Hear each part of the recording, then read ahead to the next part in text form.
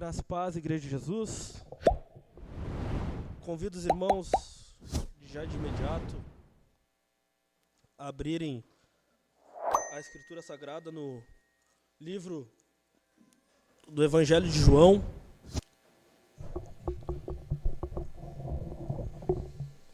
capítulo 13.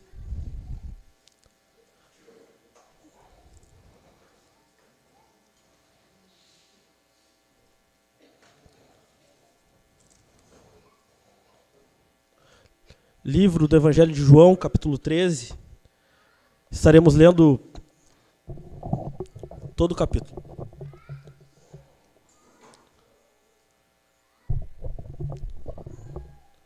Diz assim a palavra do Senhor. Acompanhe e leia com fé. Jesus lava os pés dos discípulos. Antes da festa da Páscoa, sabendo Jesus que era chegada a sua hora de passar deste mundo para o Pai, tendo amado os seus que estavam no mundo, amou-os até o fim. Durante a ceia, tendo já o diabo posto no coração de Judas Iscariotes, filho de Simão, que traísse Jesus, sabendo este que o Pai tinha confiado tudo às suas mãos, e que ele tinha vindo de Deus e voltava para Deus, levantou-se da ceia, tirou a vestimenta de cima, pegando uma toalha, cingiu-se com ela, e em seguida Jesus pôs água numa bacia e começou a lavar os pés dos discípulos e a enxugá-los com a toalha com que estava cingido. Quando se aproximou de Simão Pedro, este lhe perguntou: "Vai lavar os meus pés, Senhor?" Jesus respondeu: "O que eu faço você não compreende agora, mas vai entender depois." Então Pedro disse: "O Senhor nunca lavará os meus pés." Ao que Jesus respondeu: "Se eu não lavar, você não terá parte comigo." Então Pedro lhe pediu: "Senhor, não somente os pés, mas também as mãos e a cabeça."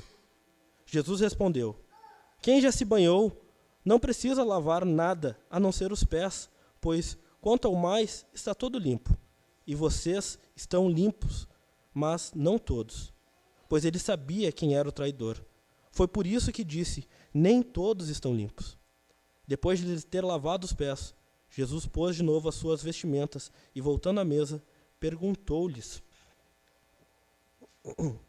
"Vocês compreendem o que eu lhes fiz? Vocês me chamam de mestre e de senhor e fazem bem, porque eu sou. Ora, se eu, sendo senhor e mestre, lavei os pés de vocês, também vocês devem lavar os pés uns dos outros. Porque eu lhes dei o exemplo, para que, como eu fiz, vocês façam também. Em verdade lhes digo que o servo não é maior do que o seu senhor, nem o enviado é maior do que aquele que o enviou. Se vocês sabem estas coisas, bem-aventurados serão se as praticarem. Não falo a respeito de todos vocês, pois eu conheço aqueles que escolhi. Mas é para que se cumpra a Escritura: aquele que come do meu pão levantou contra mim o seu calcanhar. Desde já lhes digo isso, antes que aconteça, para que, quando acontecer, vocês creiam que eu sou. Em verdade lhes digo que quem recebe aquele que eu enviar, recebe a mim. E quem recebe a mim, recebe aquele que me enviou." O traidor é indicado. Depois de dizer isso, Jesus se angustiou em espírito e afirmou: em verdade lhes digo que um de vocês vai me trair." Então os discípulos olharam uns para os outros sem saber a quem ele se referia. Ao lado de Jesus estava reclinado um dos seus discípulos, aquele a quem ele amava. Simão Pedro fez um sinal a esse para que perguntasse a quem Jesus se referia. Então aquele discípulo, reclinando-se sobre o peito de Jesus, perguntou: "Senhor, quem é?" Jesus respondeu: "É aquele a quem eu der o pedaço de pão molhado." Então Jesus pegou o pedaço de pão e, tendo molhado, deu a Judas, filho de Simão Iscariotes. E depois que Judas recebeu o pedaço de pão, imediatamente Satanás entrou nele. Então Jesus disse a Judas: "O que você pretende fazer, faça-o depressa." Nenhum dos que estavam à mesa entendeu porque Jesus tinha dito isso, pois, como Judas era quem trazia a bolsa do dinheiro, alguns pensaram que Jesus tinha dito a ele: "Compre o que precisamos para a festa", ou então que havia solicitado que desse alguma coisa aos pobres. Assim, tendo recebido o pedaço de pão, Judas logo saiu. E era noite. Quando Judas saiu, Jesus disse: agora foi glorificado o Filho do Homem, e Deus foi glorificado nele. Se Deus foi glorificado nele, também Deus o glorificará nele mesmo, e ele glorificará imediatamente. Filhinhos, ainda por um pouco estou com vocês. Vocês vão me procurar, mas que eu disse aos judeus, também agora digo a vocês: para onde eu vou, vocês não podem ir. Eu lhes dou um novo mandamento: que vocês amem uns aos outros, assim como eu os amei, que também vocês amem uns aos outros. Nisso todos conhecerão que vocês são meus discípulos, se tiverem amor uns pelos outros. Até aqui, meus irmãos. Podem tomar seus assentos, no nome de Jesus.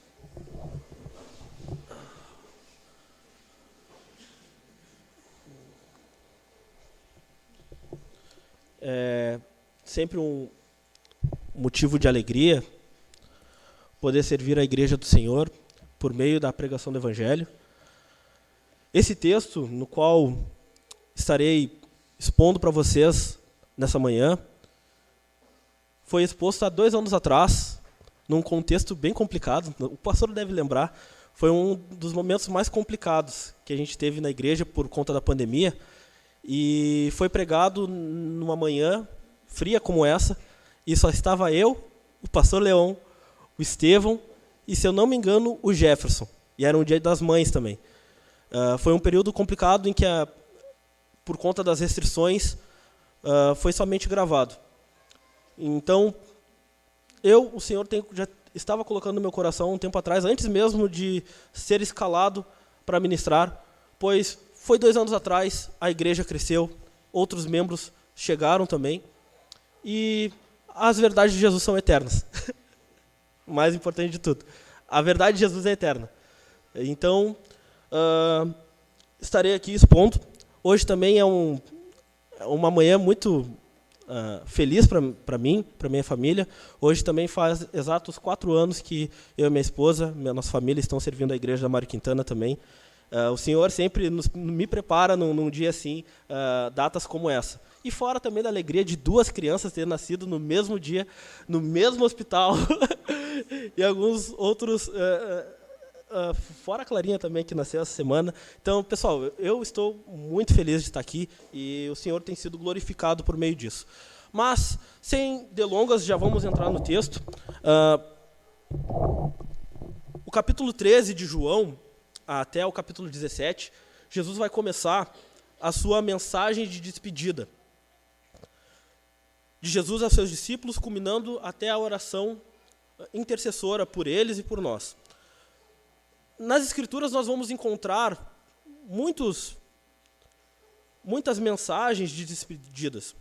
Vamos encontrar mensagem de despedida de Moisés, em Deuteronômio, de Paulo, em Atos 20, de Josué, no final do seu livro, capítulo 23 e 24.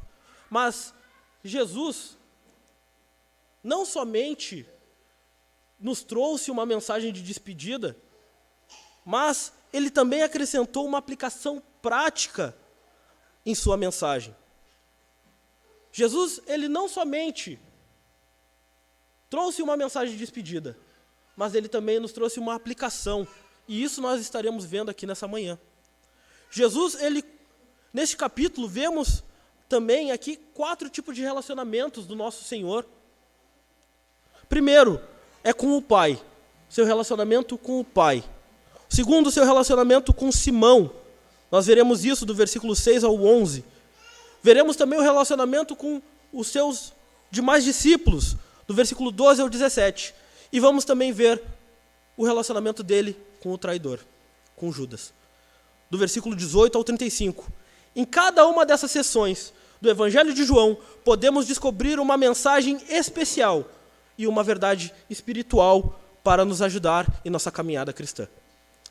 A primeira mensagem que nós podemos observar é no relacionamento de Jesus com o Pai. E Jesus vai nos mostrar isso no versículo 1. A primeira coisa que ele nos ensina aqui nessa manhã é humildade. Jesus, ele é o servo humilde. A sessão de abertura aqui, no versículo 1, vai nos preparar um caminho para a compreensão do lava-pés. Jesus, ele sabia que era chegada a sua hora. Mais do que qualquer evangelista, João ressaltou como Jesus viveu dentro de um cronograma divino, se assim podemos dizer. No capítulo 2, no versículo 4, ele vai dizer: ainda não é chegada a minha hora. No capítulo 7, versículo 30, porque ainda não era chegada a sua hora. Capítulo 8, no versículo 20, João vai dizer: porque não era ainda chegada a sua hora. Capítulo 12, versículo 23, é chegada a hora de ser glorificado o Filho do Homem. No capítulo 13, no verso 1, sabendo Jesus que era chegada a sua hora. E no capítulo 17, versículo 1 também, Pai, é chegada a hora. Jesus, mais do que ninguém, cumpriu todo o cronograma que Deus estipulou para ele. Ele sabia que essa hora era determinada por Deus. Era a hora em que Cristo seria glorificado por meio de sua morte, ressurreição e ascensão. Do ponto de vista humano, significava sofrimento, dor. Mas do ponto de vista divino, significava glória. Ninguém poderia prender Jesus, muito menos matá-lo, até que fosse chegada a hora em que o Pai havia determinado. Ninguém poderia fazer nada contra Jesus, se assim o Deus, o Pai Todo-Poderoso, que nós confessamos domingo após domingo, não tivesse preparado este momento. A extensão do seu amor por seu próprio povo, ainda no versículo 1, tendo amados os seus que estavam no mundo, amou-os até o fim. E ainda com aquele gostinho da última série que acabamos de ter aqui, sobre o amor de Jesus com os pecadores, até foi pregado um desses textos aqui também. O texto aqui, ele pressupõe que a forma que Jesus revela o seu amor, persistente pelos seus, está na cruz. E no ato de um amor humilde, ele lava os pés dos seus discípulos. Nosso Senhor mais tarde explicaria de forma mais clara com que propósito que ele lavou os pés dos seus discípulos. Mas antes ele declara, nesse sinal visível, que o seu amor era sólido e era um amor eterno. Tendo amado os seus que estavam no mundo, ele amou até o fim. Nem a morte, meus irmãos, poderia apagar o amor de Jesus. Ele amou seus discípulos com um amor repleto de boa vontade, quando se deu pela redenção deles. Aqueles a quem Cristo ama, ele ama até o fim. Ele é constante em seu amor. Ele é constante no amor para com o seu povo. Ele descansará no amor do seu povo. Ele ama com amor eterno, eterno em suas consequências. Nada pode separar um crente do amor de Cristo. E, meus irmãos, muitas vezes somos incrédulos em relação a isso. Muitas vezes questionamos e duvidamos do amor de Jesus. Jesus ama seus filhos com amor eterno. O seu amor não tem fim. Ele fala isso por meio da palavra dele. Ele ama os seus até o fim. Ele ama os seus. E aqui o termo grego fala que é até a perfeição, porque ele aperfeiçoará aquilo que é seu, aquilo que lhe diz respeito. Os levará àquele mundo onde é perfeito também. Vemos no versículo 2 aqui a atividade do diabo contra Cristo por intermédio de Judas. No versículo 2, tendo já o diabo posto no coração de Judas Iscariotes, filho de Simão, que traísse Jesus. A ideia aqui não é de que Judas não tinha responsabilidade no que estava fazendo, pois um coração incitado por Satanás, na verdade, quer aquilo que o demônio quer. Um coração incitado pelo diabo quer aquilo que o diabo quer. Diabo e Judas estão agora numa conspiração do mal para levar Jesus à cruz. E essa conspiração toma corpo nos versículos 18, 19, 21 e 30. O fato de Judas trair um mestre tão bom, por tão pouco e sob nenhuma provocação, era uma inimizade tão clara contra Deus que não podia ser forjada senão pelo próprio diabo. O diabo achou que com isso iria arruinar o reino do nosso Senhor. Mas o fato e que ele arruinou o seu próprio reino. No versículo 3, vemos a certeza quanto à sua origem divina e destino de sua obra. Diz assim: sabendo este que o Pai tinha confiado tudo às suas mãos e que ele tinha vindo de Deus e voltava para Deus. Aqui nesse texto são ditas coisas gloriosas a respeito de Cristo como nosso mediador. Primeiro, o Pai havia depositado nas suas mãos todas as coisas. Havia dado a ele a dignidade em tudo, poder sobre tudo, como possuidor dos céus e da terra, de acordo com os grandes propósitos de sua missão. O acerto e a conciliação de todas as questões em suas mãos, como grande juiz. A administração do reino de Deus entre os homens, em todos os seus aspectos. Foram confiadas a Jesus, de forma que todas as ações, tanto de autoridade quanto de julgamento, passavam por suas mãos. O Pai tinha confiado tudo a Ele. Ele é herdeiro de tudo. O segundo ponto que a gente veio aqui fala acerca de que ele veio de Deus. E isso implica que ele estava no princípio com Deus. Tinha existência e glória. E não apenas antes que nascesse neste mundo, mas antes que o próprio mundo fosse formado. Ele estava com Deus. Ele veio de Deus. Ele veio de Deus como o Filho de Deus e enviado de Deus. Os profetas do Antigo Testamento foram levantados e usados por Deus, mas Cristo veio diretamente de Deus. O terceiro ponto também nesse versículo diz que ele ia para Deus, ele ia para ser glorificado com ele, com a mesma glória que ele tinha com Deus desde a eternidade.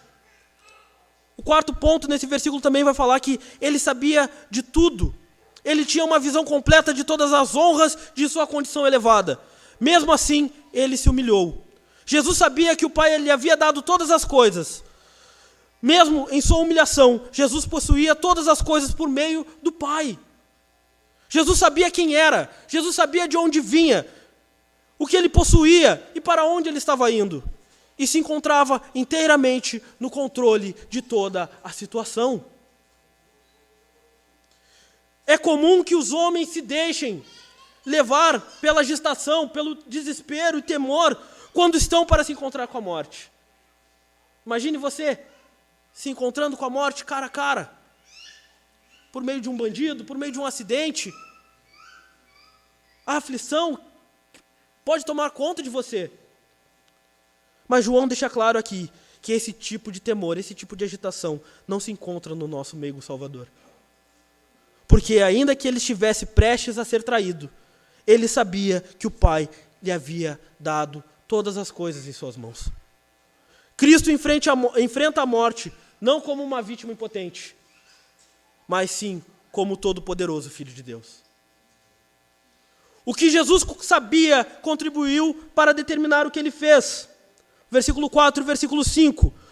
Os discípulos devem ter ficado estarrecidos quando viram o mestre se levantar da mesa, onde estavam jantando, ceando, e colocar de lado o seu manto, envolver a cintura com uma toalha, tomar uma bacia de água e lavar os pés deles. Imagine a reação dos discípulos, imagine a reação.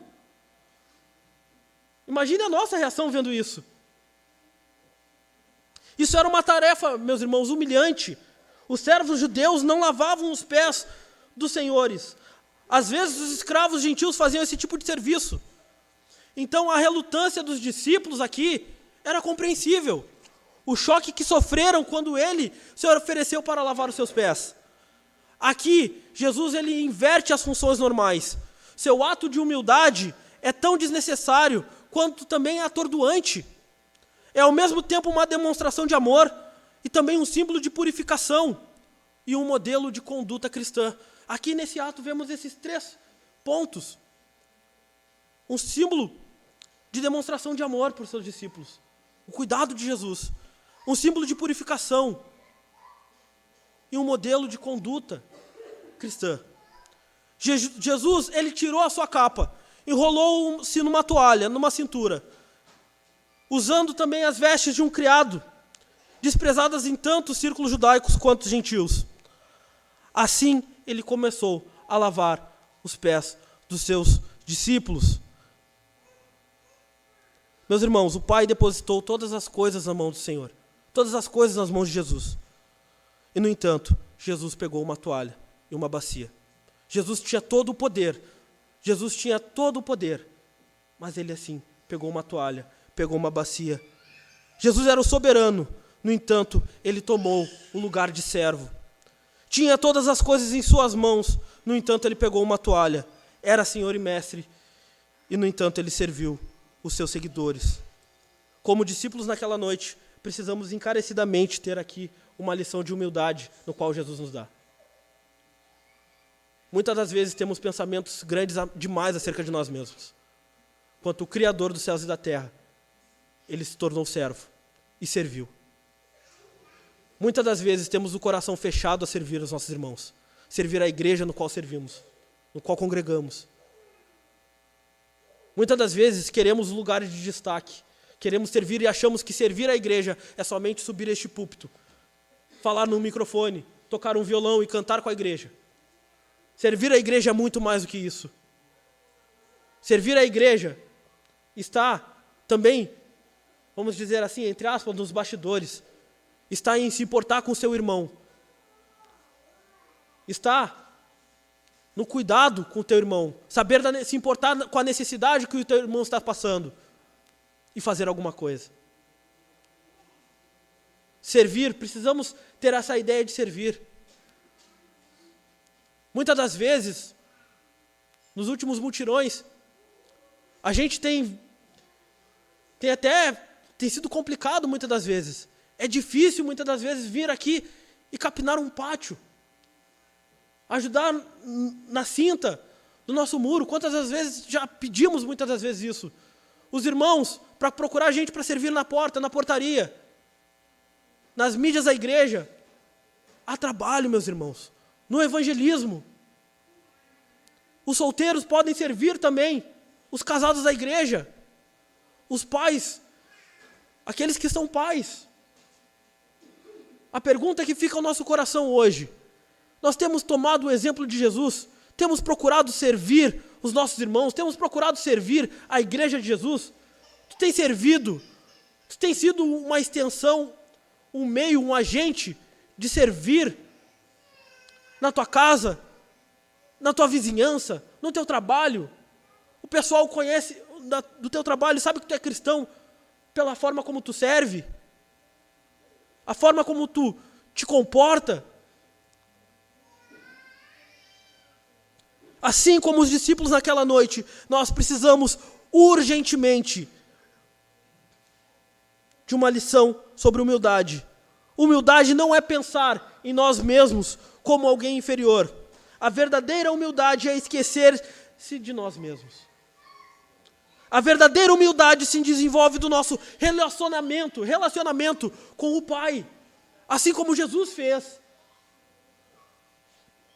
Se o nosso desejo é conhecer e fazer a vontade do Pai, para que possamos glorificar o seu nome, uma vida sem consultar o Senhor, e vamos contra aquilo que o Senhor tem falado a nós por meio da pregação do Evangelho.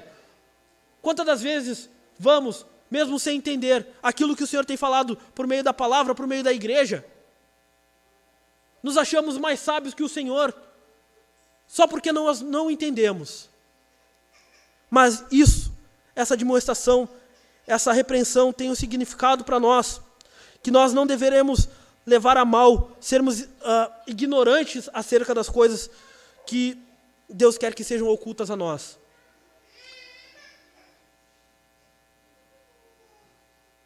Pois esse gênero de ignorante é mais sábio do que qualquer outro gênero de conhecimento, quando permitimos que Deus seja mais sábio que nós. Aprendemos então que não devemos questionar a vontade ou a obra do Senhor e nem tentar mudá-la. Deus sabe o que faz. Jesus sabe o que faz. Pequeno rebanho, confie no Senhor. Ele sabe o que faz. Mesmo que Ele não te dê respostas claras agora, Jesus controla a tua vida. Jesus controla o teu andar. Ele é o bom pastor. Ele cuida de você, pequeno rebanho. Pedro aqui, ele não entendeu o que Jesus estava ensinando, e mais uma vez, ele tenta esperar por alguma explicação. Ele agiu de uma forma impulsiva e tentou dizer como Jesus deveria agir. Pedro erra de forma grave ao ser corrigido por Jesus e não ceder. Pedro estava falando sério. Jesus, tu não vai lavar meus pés. E acabou. Pedro estava falando sério. É comum que a ignorância, meus irmãos, seja seguida por obstinação. Pedro, ao tentar reverenciar Jesus e se recusar que Jesus lave os seus pés, ao mesmo tempo desrespeita e desobedece à ordem do Salvador. Todo o seu desejo de demonstrar reverência e respeito por Jesus perde a graciosidade. Aqui aprendemos que a melhor forma de você reverenciar o Senhor é aprovar e abraçar tudo quanto de obediência a Ele. Enquanto o homem não renunciar à sua liberdade de julgar as obras de Deus, todos os esforços para honrar a Ele, o orgulho sempre se esconderá sob uma máscara de humildade. O orgulho, ele sempre vem disfarçado de humildade. Aprendemos isso com Pedro. E aqui Jesus, ele quer ensinar a Pedro que ele estava demonstrando um ato de santificação aqui. Versículo 8, Jesus vai falar: se eu não lavar, você não terá parte comigo. O termo traduzido por lavar, em João, é nipto e significa lavar uma parte do corpo. O termo traduzido por banhar, em João 13:10, por sua vez, é lu, e quer dizer lavar-se por inteiro. Trata-se de uma distinção importante, pois Jesus estava tentando ensinar seus discípulos a importância de andar em santidade. Aqui Jesus estava mostrando que a importância de ser limpo pelo Senhor, de santificação. Quando um pecador crê no Salvador, ele é banhado por inteiro por Jesus. Jesus, ele lava o pecador por inteiro, aonde nós todos, quando encontramos o Salvador e ele nos lavou, deixamos de ser escravos do pecado, deixamos de estar submersos do pecado. Mas o pecado ainda está ao nosso derredor por conta de nossa natureza. Há resquícios do pecado em nós por conta da nossa velha natureza. E muitas das vezes acaba sujando os nossos pés. Isso era que Jesus estava tentando ensinar. Jesus estava ensinando a Pedro. Também, Jesus estava ensinando que ele precisava lavar os nossos pés. Nós iremos nos contaminar com este mundo. Quando isso acontece, nós não precisamos nos banhar por inteiro novamente, mas apenas lavar aquela impureza. Deus prometeu que quando confessássemos os nossos pecados, Ele nos purificaria. Querido rebanho, como diria João em sua carta, filhinhos, não pequeis, mas se pecarem, saiba, temos um advogado. Quem, igreja? Jesus Cristo. Ele, o servo humilde. Jesus, o rei soberano, mas também o servo humilde. Ele te purifica do teu pecado. O servo humilde, ele te purifica de toda impureza. Ele te purifica. Ele te lava. Jesus cuida de ti. E Jesus nos mostra aqui a importância de vivermos em santidade. De vivermos uma vida afastada do pecado. Mas também nos lembra de que quando pecarmos, temos um Senhor que nos lava, que nos purifica. Talvez você está enfrentando aqui uma luta, algum pecado que tu não consegue vencer. Confesse a Jesus, procure os teus irmãos, confesse a liderança da igreja. Estes homens estarão aí te orientando, te mentoreando. É um meio no qual Jesus usa para a purificação dos pecados, para que a gente possa andar em santidade neste mundo. A igreja é um meio de graça, meus irmãos, é por isso que eu não consigo entender pessoas que desprezam a igreja. Jesus está ensinando que se Ele não nos lavar, se não procurarmos sermos limpos pelo Senhor, não temos parte com Ele. Nenhuma pessoa pode ter parte com Jesus a menos que o Cordeiro de Deus tenha tirado o pecado dela. Ou seja, tenha sido lavado por Jesus. O termo traduzido por parte é meros e tem o sentido de participação ou uma porção de algo. A noção de ter parte em algo é geralmente usada no que diz respeito à herança. E no pensamento judaico pode se referir à participação nas bênçãos escatológicas de Jesus. Quando Deus nos lava por inteiro na salvação, Ele realiza a nossa união com Cristo. Uma vez consumado, esse relacionamento não pode ser alterado por Jesus. Não pode ser alterado. O verbo lavar em João 13:10 se encontra no tempo perfeito, mostrando que se trata de algo resolvido de uma vez por todas.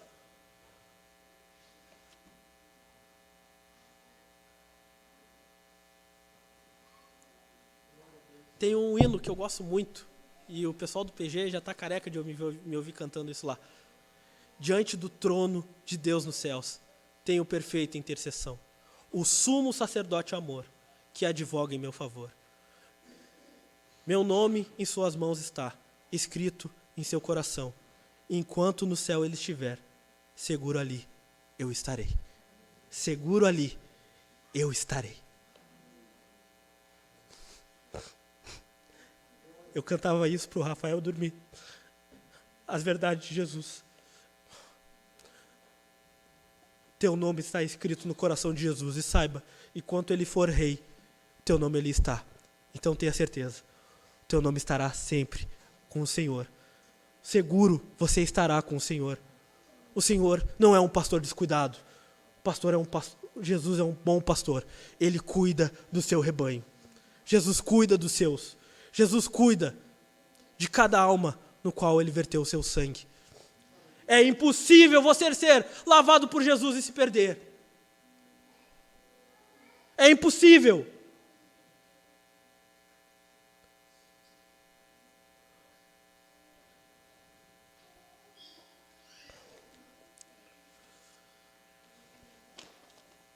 Versículo 10. Quem já se banhou não precisa se lavar nada a não ser os pés, pois quanto aos mais, está todos limpos. Vamos seguir, o tempo já tem passado. O terceiro ponto que Jesus quer nos ensinar aqui, e o relacionamento dele com seus discípulos, e de que os seus discípulos são bem-aventurados. O versículo 12 ao versículo 17. O versículo 17 vai falar isso. E aqui está a chave dessa passagem. Se vocês sabem estas coisas, bem-aventurados serão se as praticarem. A felicidade é resultado de uma vida conduzida dentro da vontade de Deus. Vou repetir isso. A felicidade é resultado de uma vida conduzida dentro da vontade de Deus. A verdadeira felicidade é estar debaixo da boa vontade do Senhor. Quando nós servimos uns aos outros de forma humilde, quando andamos em seus caminhos de santidade e obedecemos às ordens do nosso Senhor, estamos desfrutando da verdadeira felicidade. Vemos num mundo onde as pessoas sempre estão indo em busca da sua felicidade, pessoas que abandonam casamentos de anos porque, eu quero ser feliz, fazem loucuras pela verdadeira felicidade. Mas temos estudado aqui, sábado após sábado, que o real sentido da vida está em conhecer e temer ao Senhor. Aliás, traga os seus filhos, venham, participem também conosco nos sábados. Venham estudar Eclesiastes com a gente.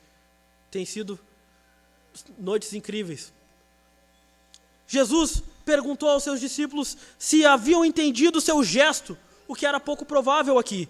Portanto, então ele explicou e deu uma lição sobre o serviço humilde e um exemplo a ser seguido. Se aquele que é mestre e senhor de todos deu exemplo, então que seja seguido por todos os santos, para que ninguém tenha má vontade em servir os seus semelhantes. Se aquele que é rei, se aquele que governa o universo, serviu, nós que dizemos que somos cristãos, seguidores desse Cristo, devemos servir também. Irmãos, não estou inventando a roda aqui, não está sendo dito nada de novo aqui que não tem sido dito nos últimos anos aqui. Um cristão verdadeiro serve, porque o Cristo ressurreto serviu.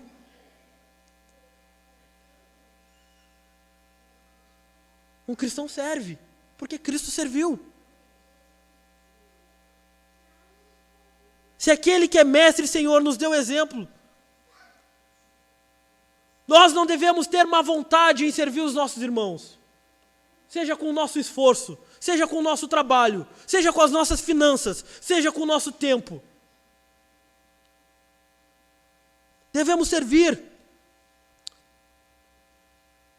A razão de muitos desprezarem o serviço e o amor aos irmãos é por se imaginarem ser maior uns do que os outros. Ninguém aqui é maior do que ninguém. Somos servos de Jesus, irmãos igual. Somos iguais, comprados pelo mesmo sangue, guardados pelo mesmo Senhor, comemos da mesma mesa. Devemos servir uns aos outros. Quem tu tem procurado durante a semana? Com quem tu tem gastado tempo? Gastado tempo com o Senhor? Com essa pessoa também? Tu tem orado pelos teus irmãos? Pelo menos isso tem orado. Tu tem procurado saber como é que anda a caminhada da fé do teu irmão? Temos procurado saber? Temos nos importado com isso? Ou estamos muito ocupados com o nosso trabalho? Ou estamos muito ocupados com o nosso umbigo? Aquele irmão que não vem faz 3 domingos, tu mandou uma mensagem para ele? Tem te colocado à disposição daquele irmão que mora longe, os irmãos que têm carro? Tem se colocado à disposição dos idosos da igreja?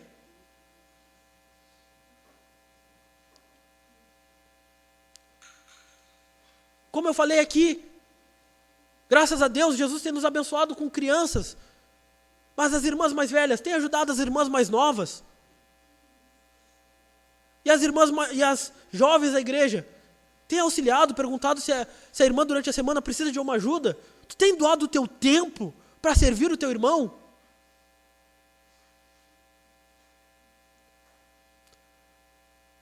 Achamos que o nosso tempo é mais valioso que o do nosso irmão. Achamos que o nosso conforto é mais valioso do que a luta que o nosso irmão está passando, pela adversidade que o nosso irmão está passando. O orgulho nos impede de manter uma igualdade que deve existir entre nós. Cristo, porém, que é exaltado muito acima de todos nós, ele se rebaixa ao fim de que o orgulho do homem seja humilhado. Jesus considerava servir aos outros com humildade um ato de honra. E mais tarde, vemos aqui no versículo 17, que não basta somente saber a verdade, devemos colocá-la em prática também. Ah, eu sei que eu tenho que servir. Não, temos que servir mesmo. Tá. E aí, cara? E aí, cara, falei. É verdade. Tenho que servir mesmo. Isso aqui é uma coisa que é sempre dita aqui. E coisas que ao meu ver, falhamos. Dizemos muitas vezes que devemos servir também a comunidade. Servir o nosso bairro. E várias vezes a liderança, o pastor, muitas das vezes nos chamou isso. Servirmos a escola do bairro aqui. Pintar. Isso é um meio, isso é uma forma de servir a igreja mostrar que é relevante no bairro. Se fecharmos as portas, o bairro da Mário Quintana vai sentir falta. Se tu te mudar do teu prédio, os teus vizinhos que não conhecem o Senhor sentirão a falta de um homem piedoso que sempre está disposto a servir sem ganhar nada em troca. Podemos aprender aqui com isso que enquanto uma pessoa não aprender a se dedicar aos seus irmãos, não conhece Cristo como mestre. Cristo é nosso mestre. Cristo, ele nos ensinou a servir. se nós não estamos servindo, nós não temos Ele como mestre. É importante manter essas lições na ordem correta: humildade, santidade e felicidade. Se sujeitar ao Pai, manter a vida pura e servir os outros. Essa é a fórmula de Deus para a verdadeira alegria espiritual. Humildade, santidade e felicidade. E meus irmãos, para finalizar, a hipocrisia de Judas, o relacionamento de Jesus e Judas. Aqui vemos uma sombra sobre essa cena. Jesus trata com o traidor, e é importante observar que em momento algum Judas foi um cristão verdadeiro. Antes ele foi um hipócrita que nunca creu em Jesus. É possível tu ouvir aquilo que Jesus tem falado. É possível tu andar com pessoas que estão sendo ensinadas por Jesus e mesmo assim não ser um cristão verdadeiro. Aqui, Judas, ele nunca foi banhado por inteiro e não estava entre aqueles que o pai havia escolhido para entregar o filho. Uma pessoa pode chegar muito perto da salvação e ainda assim se perder para sempre. Judas era o tesoureiro do grupo e sem dúvida os outros discípulos tinham alguma consideração por ele. Jesus neste momento estava preocupado com duas coisas: cumprir a palavra de Deus e exaltar a glória do Pai. No versículo 18, aqui Jesus, ele conhecia o caráter de Judas quando escolheu: aquele que come do meu pão. Compartilhar uma refeição era um sinal de uma amizade muito próxima. Trair tal amizade era algo abominável.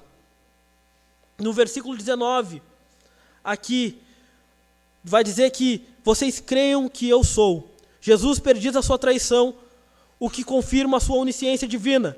Jesus permanece totalmente no controle e não uma vítima passiva do destino.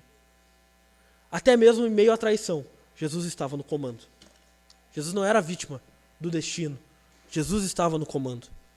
Jesus sabia desde o princípio que Judas faria contra ele, mas de modo algum o forçou a isso. Judas teve acesso aos mesmos privilégios espirituais que os outros discípulos tiveram. No entanto, não lhe adiantou coisa alguma. Apesar de tudo que Jesus havia dito sobre dinheiro e de todas as suas advertências sobre a cobiça, Judas continuou sendo ladrão e roubando o caixa dos discípulos. Apesar de todas as advertências de Jesus sobre incredulidade, Judas persistiu em sua rejeição. Jesus chegou a lavar os pés de Judas. No entanto, seu coração endurecido não se quebrantou.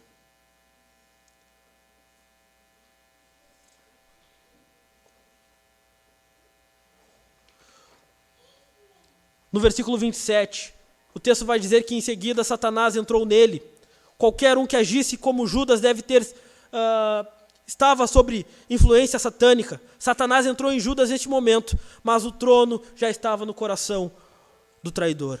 Apesar de Satanás ter entrado em Judas, era Jesus quem estava no controle, meus irmãos. Jesus viveu de acordo com o cronograma que o Pai havia determinado para ele, e o seu desejo era cumprir o que estava escrito na palavra. No versículo 28 e 29, os discípulos concluíam que Jesus havia enviado para uma missão especial, Judas, visto que ele era o tesoureiro. Foi depois de Judas ter se retirado que Jesus instituiu a ceia do Senhor, algo do qual o traidor incrédulo não era digno de participar.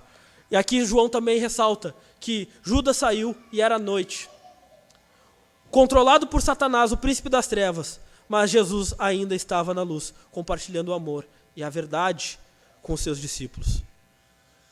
No versículo 31 e 32, Jesus aqui vai estar falando sobre glorificar o Pai. Esse é o modo que podemos glorificar a Deus, realizando fielmente o trabalho que Ele nos chama a fazer. No caso de Jesus, a vontade do Pai era que o Filho morresse pelos pecadores e ressuscitasse dentre os mortos e subisse ao céu. O Filho glorificou o Pai e o Pai glorificou o Filho. Jesus vê a sua morte como um momento de glória.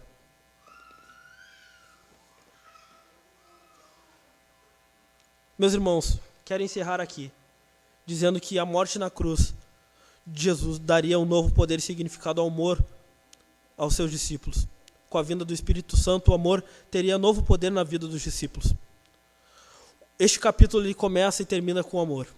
O amor de Jesus pelos seus, o amor de Jesus por nós. E o amor dos discípulos uns pelos outros. Jesus começa no versículo 1 falando sobre o seu amor do Pai para com nós, dele para conosco, e termina falando do amor dos seus discípulos um para com os outros. E eu pergunto a você nessa manhã, de que modo você tem manifestado esse amor? De que modo tu tem manifestado o amor de Jesus, tanto por ti? De que modo tu tem manifestado o amor aos teus irmãos? Seguindo o exemplo de Jesus, entregando a vida pelos irmãos. Essa é a melhor maneira de começar lavando os pés uns dos outros em serviço sacrificial. Entregando a vida pelos nossos irmãos. Seguindo o exemplo de Jesus, essa é a melhor maneira de começar lavando os pés uns dos outros. E para encerrar, nós sempre respondíamos 3 perguntas acerca dos capítulos de João. Isso era fantástico. Respondíamos sempre, todos os capítulos de João sempre nos falavam quem era Jesus, o que era a fé e o que era a vida. Quem é Jesus no capítulo 13 de João? Jesus é o Senhor e mestre humilde, que assume o papel de escravo e lava o pé dos apóstolos, mostrando até onde ia o seu amor por ele. Jesus é o Senhor amoroso, que ama os seus e que lhes ordena amarem uns aos outros como ele nos amou. Jesus é o mestre humilde, o servo, o Deus amoroso e que nos manda amar. O que é fé?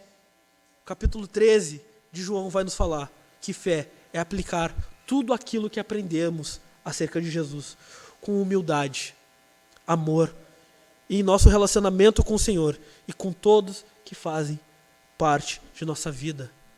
Nós temos aqui o nosso pacto de membresia. Somos responsáveis uns pelos outros. A fé aqui no capítulo 13 é aplicarmos tudo aquilo que temos aprendido, domingo após domingo, terça após terça, quarta após quarta, nas reuniões, nos pequenos grupos. Tudo aquilo que é pregado e ministrado por meio do Santo Evangelho, naquilo que nós aprendemos lendo a Escritura Sagrada, é aplicarmos com humildade e amor, com o nosso relacionamento ao Senhor, a todos que fazem parte de nossa vida. Fé é perguntar ao Senhor e àqueles com quem nos relacionamos, como eu posso te servir? Fé é perguntar ao teu irmão, meu irmão, como eu posso ser útil na tua vida? Meu irmão, como eu posso te servir? Fé é isso. Fé é perguntar se somos a comunidade do amor que o Senhor da igreja quer que sejamos, e depois de lutar pela fé para seguirmos o exemplo de Jesus. Fé é fazer a pergunta, será que entre nós existe tanta evidência de amor como haviam na primeira geração de crentes? Se não há evidência suficiente, então a fé fará o que for preciso para produzir essa evidência. Amar uns aos outros como Jesus nos amou. E para finalizar, meus irmãos, o que é vida? Vida é o que experimentamos quando somos amados incondicionalmente, da mesma forma que Cristo amou os apóstolos. Vida é tudo aquilo que vivemos quando amamos e somos amados com o amor de Cristo. Vida é nós nos amar, nos importar e nos servir. Quero convidar você a se colocar de pé.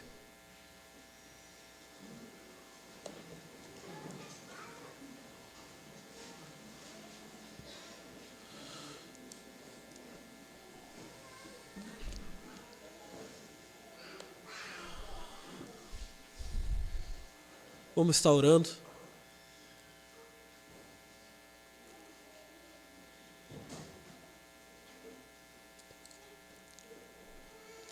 Mas eu deixo essa pergunta para você. Sonde o teu coração. Como você pode fazer para servir mais o teu irmão, a igreja que tu serve, a tua família? Como podemos servir mais? Irmãos, eu amo cada um de vocês. Cada um de vocês. E tenho certeza, não só eu, mas como todos os obreiros, nós morreríamos por vocês se fosse preciso. Morreríamos por todos vocês. E muitas das vezes, às vezes até falhamos, mas saibam que nunca faltará dedicação da nossa parte em servi-los. E isso também tem que ser uma verdade em cada um de nós. Muitas das vezes ficamos, o pastor muitas das vezes não nos dá atenção, ou o obreiro tal não nos dá atenção. Gente, são 150 membros. Nós fazemos tudo aquilo que está no alcance. Mas Jesus deu um meio de graça para servir também, que se chama igreja. Se você é membro de uma igreja, você tem o dever de servir o teu irmão também, de procurar outros irmãos também. Que possamos servir, nos amar, ter empatia, ter paciência uns com os outros. E servir, e seguir aquilo que Jesus nos chamou a fazer. Pai bendito, Deus Santo, servo humilde, que nos ensina tanto a cada manhã e a cada dia. Tenha misericórdia de nós, Senhor, em todas as vezes em que, primeiro, deixamos de praticar tudo aquilo que Tu nos ensina, de praticar, Senhor, o amor sacrificial pelos nossos irmãos. Nos perdoa, Senhor, todas as vezes em que achamos que somos melhores do que os outros. Coloque em nós um espírito humilde, um espírito de humildade, e que tenhamos, Senhor, a certeza de que Tu nos chamou para servir. Tu nos chamou para servir. Coloque em nós disposição, coloque em nós amor pelos nossos irmãos, pela igreja e pelas almas, Senhor. Coloque em nós amor, Senhor, pela nossa família, para sermos pais dedicados, filhos dedicados, para que sejam, Senhor, esposas dedicadas, filhas dedicadas, Senhor. Coloque em nosso coração para sermos membros dedicados, cristãos dedicados. Senhor, nos perdoa todas as vezes que questionamos, Senhor, quando muitas das vezes não entendemos os Teus propósitos e os Teus caminhos, Senhor. Nos perdoa todas as vezes, Senhor, que questionamos e duvidamos de Ti. Queremos fazer aquilo que está somente ao alcance da nossa visão e não cremos, Senhor, que Tu enxerga muito mais além do que nós. Perdoa a nossa incredulidade. Perdoa, Senhor, a nossa falta de fé e a nossa falta de esperança. Jesus, que possamos Te amar mais e amar cada um dos nossos irmãos. Te agradecemos no nome do Teu Filho amado. Amém e amém. Meus irmãos, Jesus abençoe.